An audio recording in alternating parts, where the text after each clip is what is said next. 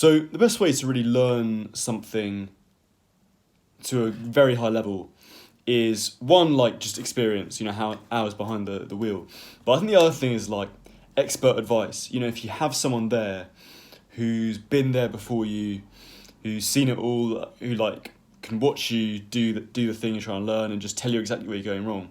It's really high ROI to invest in that. That's why I think it's good to have like personal trainers or yoga instructors or anything you want to get good at, like spending that money on like an expert, even to just spend like an hour with you, is a really good idea.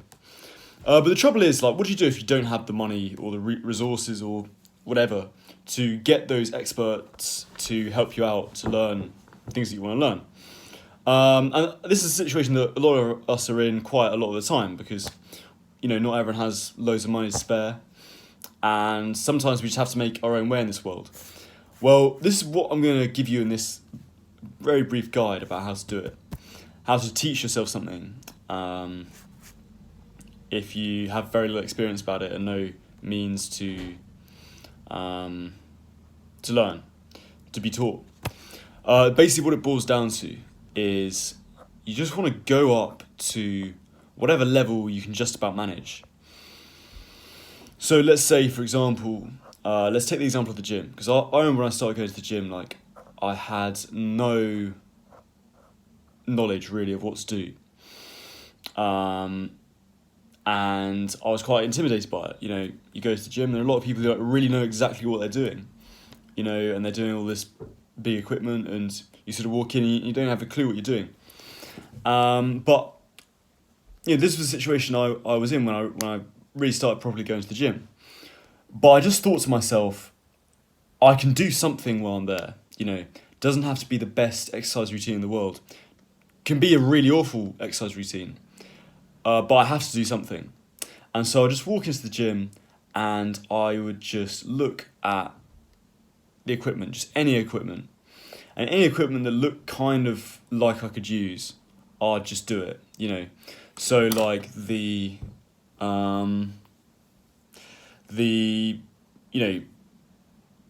bicep curls, the sort of machines, literally, I'll just start off with the machines and the ab workouts, things like that, and I'll just do that and then go home.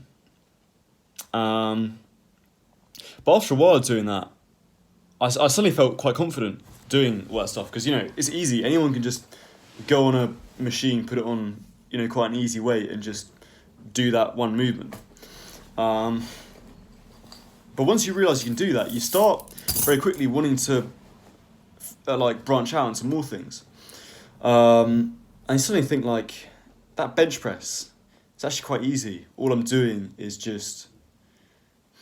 just the same thing, but it's not a machine, it's the same movement. I'm just actually,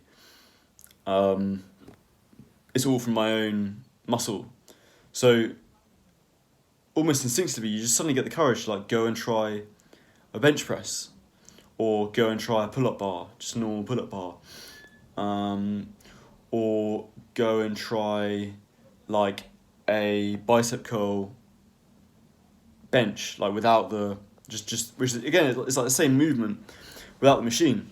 And if you hadn't gone before and tried the machines, then you might not have felt inclined to do that. But suddenly, once you've done those machines, you suddenly think this is basically the same thing. And once you start doing that regularly, you start feeling quite confident all of a sudden. And then you start doing squats, deadlifts, stuff like that. The point is, you just start with the most simple exercise and you just build up to it. And you can apply this law, this idea, to pretty much anything. So, for example, I'm working in a tax job at the moment, and I have absolutely no history whatsoever in tax. Before about a week ago, I never even thought about tax as a concept, but I wanted a job, and so I ended up here, and I'm very out of my depth in this job. I have no idea what any of it means. People keep throwing words at me like general limitation, treaty resourcing, tax bracket, just all this stuff, and it doesn't make any sense to me, really. Like, they kind of explain it to me, but I'm not really confident in what I'm doing. I'm gonna be honest with you, but at the end of the day, I'm there.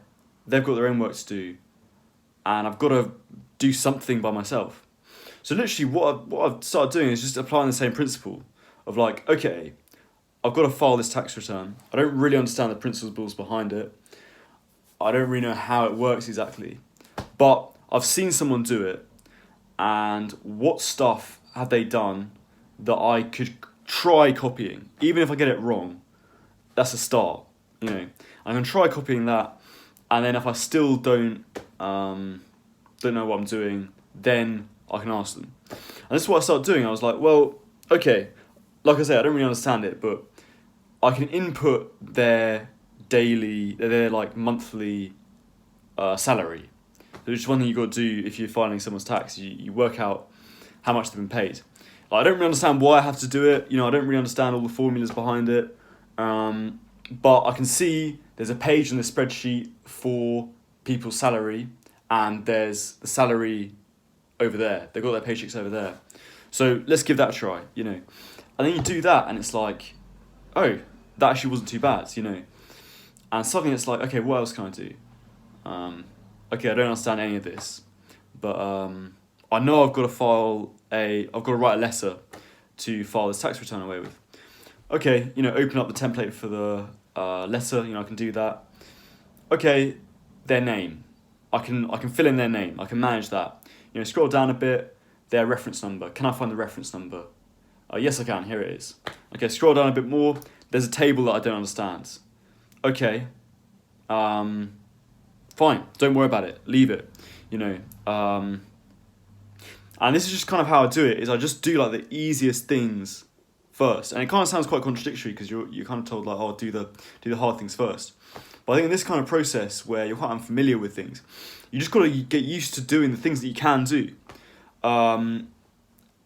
and really consolidate it in yourself that you can do some of this, because if you can do some of it, you can kind of do all of it, and very quickly your confidence goes up, and it all just starts to make sense when you take the small steps.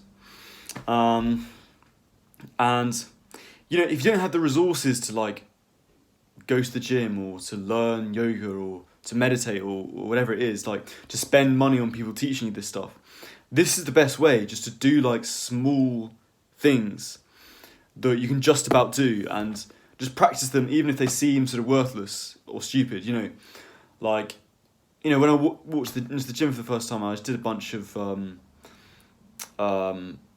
machines. Like, I didn't feel particularly like impressed with myself afterwards, but after doing that a while, you just start thinking, oh, actually, yeah, this is not as hard as I thought it was. Like, I can challenge myself to something hard now, and it's very beautiful. It's sort of incremental process. So there you go, guys. That's how you do it. Brief guide to how to learn anything without anyone's help. Thanks for watching, guys. As always, top link in the description. Doing some coaching at the moment. But otherwise, it's been a pleasure. See you in the next video.